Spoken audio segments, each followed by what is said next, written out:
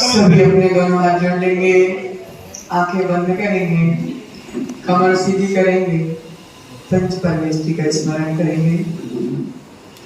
ओम नमः सिद्धेभ्यः, ओम नमः सिद्धेभ्यः, ओम नमः सिद्धेभ्यः, ओम नमः सिद्धेभ्यः, ओम नमः सिद्धेभ्यः, ओम नमः सिद्धेभ्यः। यस्य स्वयं स्वभावाप्ति रभावे कृष्ण कर्मणः तस्मै सज्ञान रूपाय नमोस्तु परमात्मने, नमोस्तु परमात्मने। नमो अरिहन्तायं, नमो सेवायं, नमो आर्यायाणं, नमो वज्रायाणं, नमो लोये सप्तसाहुरम्।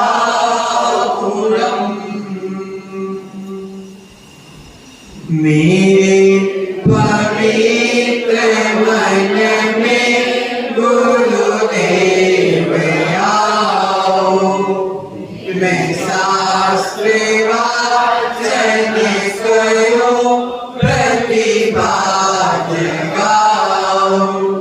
अनंत वासित सभी श्रुत देवताओ, क्या बोलना अब मुझे तुम ही बताओ, क्या बोलना अब मुझे तुम ही बताओ। जय बोलिए अनंतानंद सिद्ध परमेश्वरी भगवान की, जय बोलिए देवादिदेव मूलनायक 1008 श्रेयांश नायक भगवान की, जय बोलिए प्राचीन मूलनायक 1008 श्री शीतलनाथ भगवान की, जय बोलिए परम पूज्य आचार्य भगवंत श्री पूज्य पाद स्वामी की, जय बोलिए परम पूज्य गणाचार्य गुरुदेव श्री विराग सागर जी महाराज की, जय बोलिए आचार्य भगवंत श्री विशुद्ध सागर जी महाराज की, जय बोलिए आचार्य भगवंत गुरुवर विभव सागर जी महाराज की, अहिंसामयी विश्व चैतन्य की, जय श्री सागर महाराज की, जय शिवसागर महाराज की, जय गुरुदेव का। प्रियात्मन, ये सर्वगुरुवाणी, ये वीतरागवाणी, माँ जिनवाणी तेरी जय। प्रियात्मन, इष्टोपदेश जी ग्रंथराज की चर्चा चलते चलते हमने 5 कारिकाओं के विषय में जान लिया था। आज अपन 6वीं कारिका में सच्चा सुख और मिथ्या सुख की चर्चा करेंगे। पहले सभी मिलकर उच्चारण करेंगे अपन। वासना मात्र, वासना मात्र, वासना मात्र, वासना मात्र में वैतक, वासना मात्र में वैतक, वासना मात्र में वैतक, वासना मात्र में वैतक, वासना मात्र में वैतक। सुखम दुखम, सुखम दुखम, सुखम दुखम, सुखम दुखम च देहिनां, च देहिनां। वासना मात्र में वैतक, वासना मात्र में वैतक। सुखम दुखम च देहिनां, सुखम दुखम च देहिनां। तथा ह्यद विजयन्ते ते, तथा ह्यद विजयन्ते ते, तथा ह्यद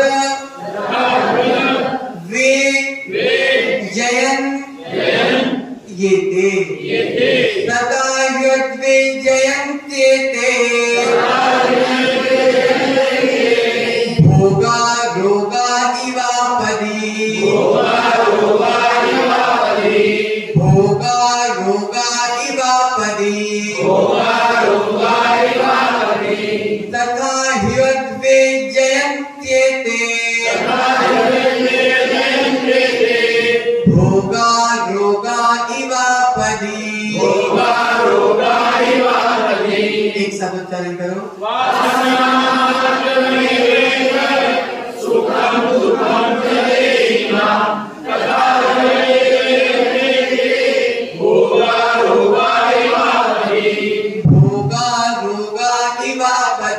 भोगा रोगा इवापदी देही नाम क्या शब्द आया देही नाम संसारी जीवों क्या अर्थ देही नाम का संसारी जीवों एतत् सुखम ये इंद्रिय जनित सुख कैसे सुख ये इंद्रिय सुख और दुख वासना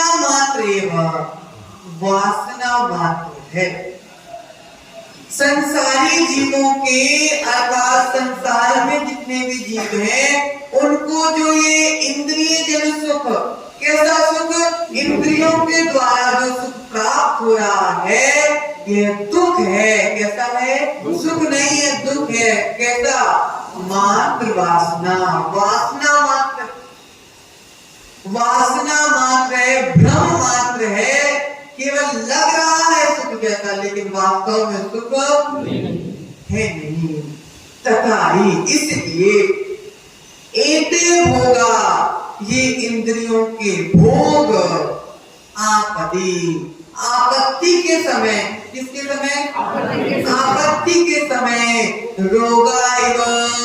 रोगों की तरह उत्तेजयंती व्याकुल करता है जिस समय एक स्थिति देख लो व्यक्ति के पास समृद्धि नहीं है गरीब व्यक्ति है और कैंसर जैसा रोग हो जाए अब ना पैसे हैं ना कुछ है रोग हो गया जीवन भी बचाना है और बचाने के लिए डॉक्टरी इलाज की आवश्यकता है और पैसे तो उस समय उस जीव के जिस प्रकार एक एक पल बड़ी मुश्किल में निकलते हैं विकल्पों के साथ एक एक पल निकलते हैं वही स्थिति हमारी है हम संसारी जीव हैं और जो इंद्रियों का सुख है ये हमको बड़ा आनंद आ रहा भोगने में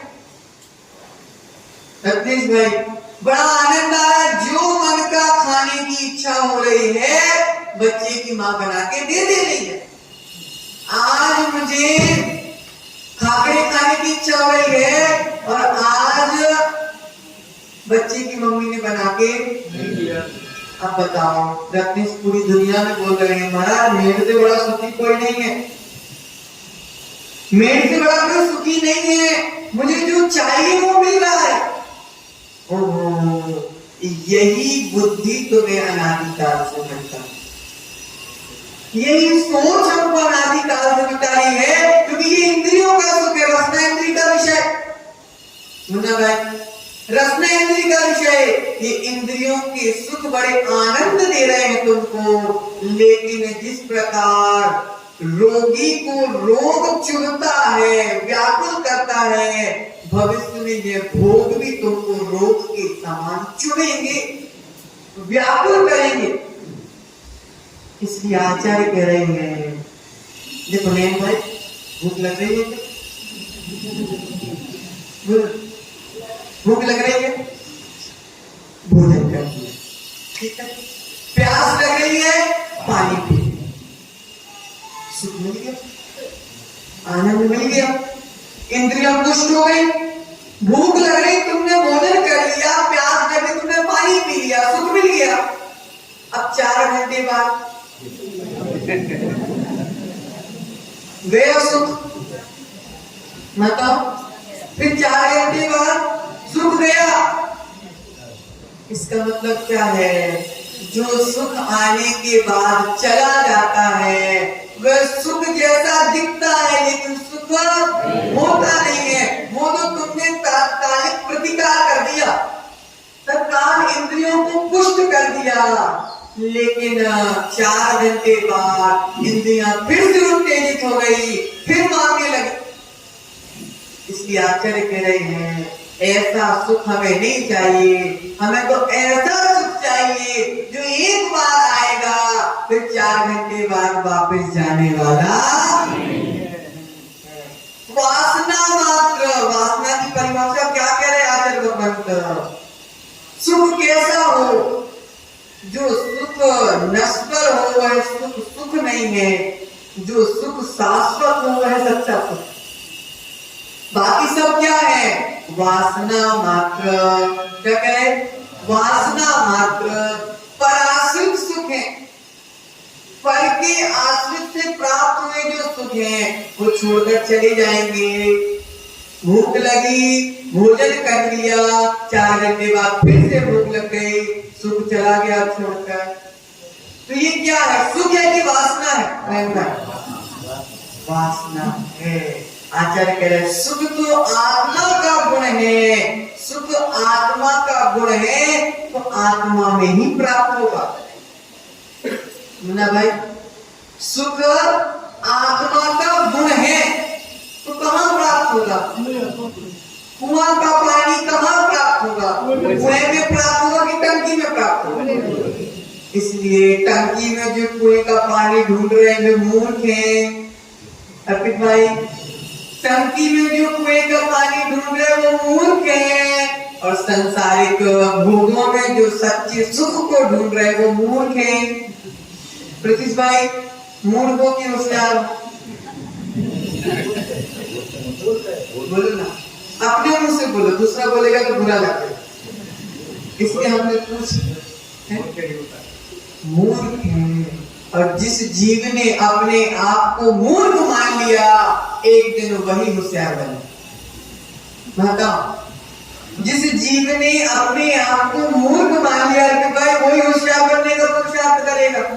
अगर तुम पहले से सोचोगे कि मैं होशियार हूं, मैं होशियार हूं, तो फिर तुम अच्छा बनने का प्रयास करने वाले। तो आचार्य कह रहे कुएं का पानी कुएं में मिलेगा, आत्मा का गुण सुख है और वह सुख कहाँ मिलेगा? आत्मा में ही मिलेगा। और बाकी जितने ये बाहरी सुख दिख रहे हैं ये सुख नहीं है। क्या है? वासना मात्र, वासना मात्र है। और वासनाओं को पुष्ट किया जा सकता है लेकिन संतुष्ट नहीं किया जा सकता। अशोक भाई, वासना को पुष्ट किया जा सकता है, तात्कालिक प्रतिकार किया जा सकता है लेकिन पुष्ट नहीं किया जा सकता। इसलिए आचार्य कह रहे हैं, इसलिए पूर्व में स्वर्गों के सुख बता दिए, अब पूज्यपाद स्वामी ने ब्रेक लगा दिया। अब मुझे इष्ट नहीं है, पूज्यपाद स्वामी को इष्ट नहीं है कि वासना को हम सुख मानते रहे।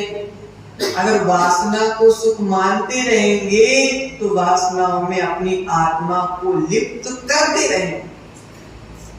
आगे कह रहे हैं कि हमको जो दिख रहा है वो है नहीं। मुन्ना भाई, यह प्रकाश है कि नहीं? वो वाले प्रकाश नहीं, ये वाला प्रकाश। वो वाले प्रकाश साथ बैठे नहीं। ये उजाला दिख रहा है कि नहीं दिख रहा? माता हो, चलो एक को पकड़ दिया। दादी खड़े हो जाओ, आप खड़े हो। यहाँ उजाला दिख रहा है कि नहीं दिख रहा? पक्का दिख रहा? आंखें बंद करो। आप दिख रहा क्या? आप क्या दिख रहा? यहाँ तो उजाला है, फिर अंधेरा कैसे दिखा?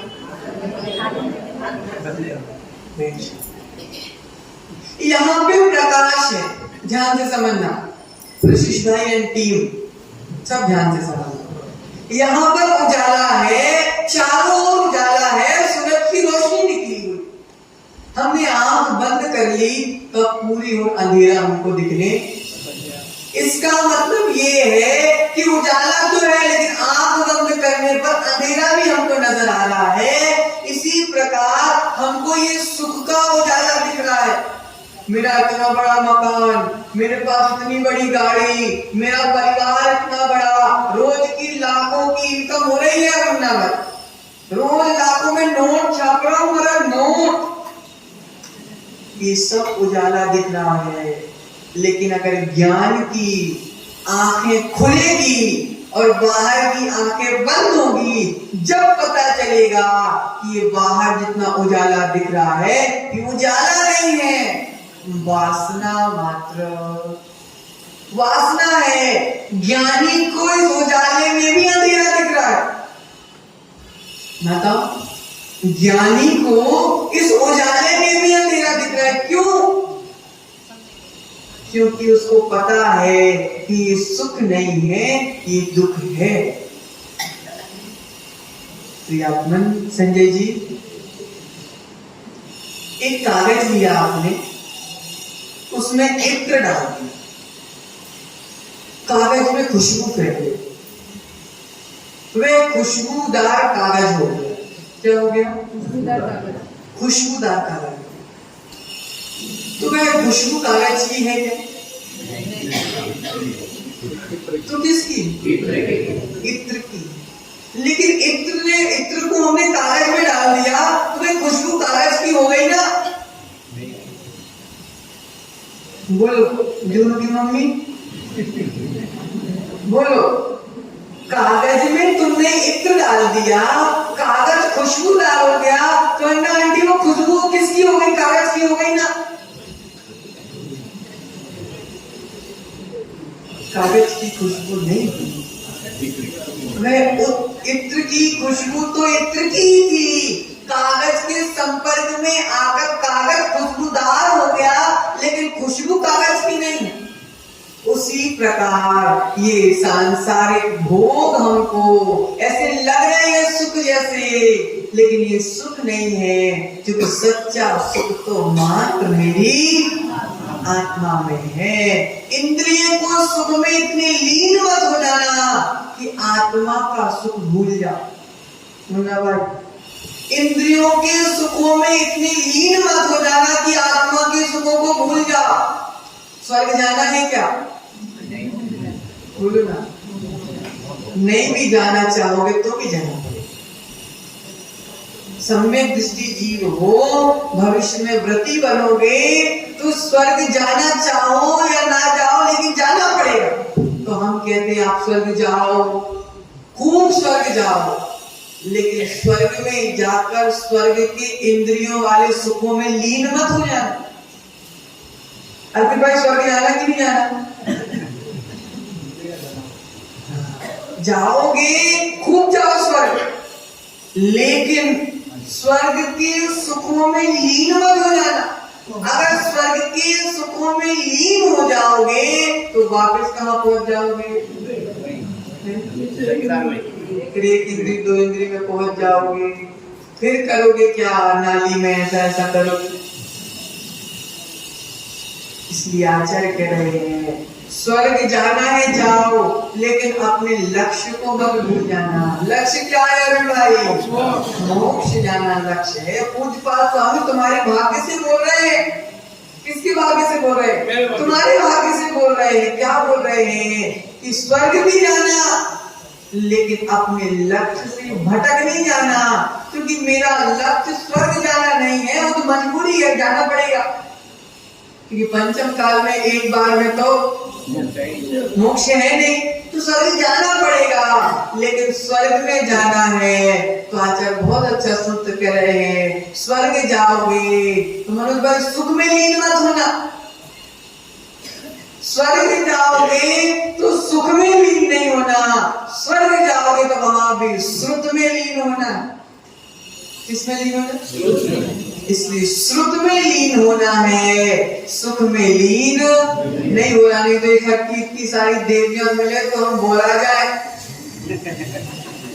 स्वर्ग में इतनी सारी देवियां एक साथ मिले तो बोला जाए हम कि ओ क्या सुख है। पूर्व में तो एक मिली थी, इस बार में इतनी सारी मिल गई। ओहो, बेरात रखना, ये तो सब स्वर्ग के सुख मिलेंगे ही मिलेंगे, लेकिन ये भोगना भी पड़ेंगे, लेकिन उसमें लीन नहीं होना। उस समय सुख का चिंतन करना कि हे भगवान कब छूटे और कब मैं मनुष्य बनकर रत्नत्रय को धारण करूं और कब मैं रत्नत्रय की उत्कृष्टता के साथ मोक्ष रूपी सुख को प्राप्त करूं। तो क्या है संसारी सुख? वासना मात्र। ये भोग तुमको रोग की तरह चुभेंगे। आचार्य कह रहे हैं स्वर्ग में जाकर अगर हम सुख में लीन हो जाएंगे तो भविष्य में बहुत बड़े दुख का कारण बन जाएगा। सुख में लीन कैसे? सुख में इंद्रिय जनित सुख, इंद्रिय सुख में हम लीन हो जाएंगे और उसको सुख मानते रहेंगे तो भविष्य में हम अपने दुख की तैयारी करेंगे। सबसे बड़ा दुख का कारण क्या है? दुख को सुख मानना सबसे बड़ा दुख का कारण है। अरुण भाई, सबसे बड़ा दुख का कारण है दुख को सुख मानना। इसलिए आचार्य कह रहे हैं प्रियात्मन सुखम दुखम च देहिना, संसारी जीवों का चाहे सुख हो चाहे दुख हो, ये सब वासना। भोजन अच्छा चाहिए था तो अच्छा भोजन मिल गया तो सुख हो गया, और भोजन अच्छा चाहिए था अच्छा भोजन नहीं हुआ तो दुख हो गया। आचार्य कह रहे हैं सुखम दुखम च देहिना, संसारी जीवों के सुख और दुख दोनों वासना है। प्रसिद्ध भाई, दोनों कल्पना है मात्र। कल्पना केवल हम सोच रहे हैं, विचार कर रहे हैं, लेकिन वास्तविकता में सुख और दुख तो वो है ही नहीं। दुख ही दुख है, सुख तो मात्र कहाँ है? कहाँ है? मात्र मेरी आत्मा में है। आचार्य कहते वस्तुता भोग रोग के समान है। रोग में जीव व्याकुल होता रहता है। भोगों को भोगते समय बड़ा आनंद आता है, लेकिन जब भोगों का फल आता है तो किसी को मुंह दिखाने के लिए नहीं छोड़ता। हमने सोचा किसने देखा, लेकिन जब कर्मों का उदय आता है मुन्ना भाई तो किसी को मुंह दिखाने लायक भी नहीं छोड़ता। देखो सबके कर्मों का उदय आया था, कोरोना में सब भानु के घूम रहे थे, खूब शास्त्रों की वाचना करी, खूब धर्म किया, जीवन भर धर्म किया, लेकिन जब कर्मों का उदय आया तो कोरोना में पॉलीथिन में लपेट कर फेंके गए। परिवार वाले को भी मरने के बाद मुंह देखने नहीं मिला। सब कर्मों का उदय सामूहिक पाप किया होगा, सामूहिक फल मिला, और ऐसा फल मिला कि सड़ के चिल्ला के एक साथ 10-10 लाशों को जलाया गया। दुनिया में इसकी सबने देखी थी। इसलिए आखिर सब वासना है। क्या है? वासना है। इसलिए वासना का अगर त्याग नहीं होगा तो सच्चे सुख की प्राप्ति भी हमको होने वाली नहीं है। तो आचार्य भगवंत क्या कह रहे हैं कि सब वासना शुगर कोटेड दवाई है। प्रसिद्ध भाई, शुगर कोटेड दवाई है, कड़वी दवाई है, खाएंगे तो मुंह खराब हो जाएगा। कैसे खाया जाए? तो क्या किया? मिश्री की लेयर लगा दी दवाई के ऊपर। क्या लगा दी माता? मिश्री की लेयर लगा दी, हमने खाई। कितनी मीठी है रत्नेश भाई, कितनी मीठी दवाई है, आनंद आ गया। ऐसी दवाई तो मैं दिन भर में 10 बार खा लूं। लेकिन शुगर का कोटेड करने से अरे भाई दवाई मीठी हो गई क्या? अनुभव मिठास का होने लगा, लेकिन दवाई तो कड़वी है, और जब अंदर जाएगी तो घुल जाएगी। तो दवाई तो कड़वी थी, असर दिखाएगी कि नहीं दिखाएगी? इसलिए सांसारिक सुख भी सब शुगर कोटेड है, सब शुगर कोटेड है। बड़ा आनंद आ रहा है। प्रसिद्ध भाई, चाकू लेना, चाकू में अच्छी चाशनी लगा लेना और चाक लेना। महाराज इतना आनंद अगर मुझे इतना आनंद यहाँ पे आ रहा है तो स्वर्ग में मुझे कितना आनंद आएगा। लेकिन जब चाशनी खत्म हो जाएगी और जब जीव पर धार पड़ जाएगी, जब पता चलेगा कि ओहो, जिसे मैं चाशनी समझ रहा था ये तो मेरी जीवन को नाश करने वाली हो गई। ये चाशनी, ये स्वर्ग जीवन का सुख, ये सांसारिक इंद्रियों के द्वारा आया गया सुख मेरे लिए तो हमारे कल्याण में बाधा बन गई। इसलिए आचार्य कह रहे हैं इंद्रियों का सुख सुख नहीं है, क्या है? वासना मात्र। क्या शब्द माताओं? वासना मात्र। ये वासना मात्र है और ये सुख और दुख सब कल्पनाएं हैं हमारी। लेकिन जब ये अपना रूप दिखाती हैं, जब पता चलता है कि जिस प्रकार रोगी को रोग व्याकुल करता है उसी प्रकार भोगी को ये भोग व्याकुल करते हैं। क्या व्याकुल करते हैं? भोगी को ये भोग व्याकुल करते हैं। देखो पतंगा, देखा पतंगा, ये पतंगा अपनी इंद्रियों के सुखों में इतना आसक्त हो जाता है कि दीपक की रोशनी देखकर इतना पागल हो जाता है और सीधे जाकर दीपक में भस्म हो जाता है। मछली को देखो अपनी जिह्वा इंद्री में इतनी आसक्त हो जाती है कि मैं आटा खा रही हूँ कि कांटा में फंस रही हूँ, स्वयं को पता नहीं चलता और जाकर सीधे फंस जाती है। भोला को देखो, भवरा पराग को लेने में इतना आसक्त हो जाता है कि जो जीवन का आधार था वही मृत्यु का आधार बन जाता है। इसलिए प्रियात्मन, इंद्रियों के भोग सुख नहीं है। सच्चा सुख तो मेरी आत्मा में है। ये इंद्रियों के भोग, इंद्रियों के सुख क्या है? वासना मात्र। वासना मात्र में वही तत् सुखम दुखम च देहिना तथैव द्वे जयन्त्येते भोगा रोगा इवापदि। भोगा रोगा इवापदि।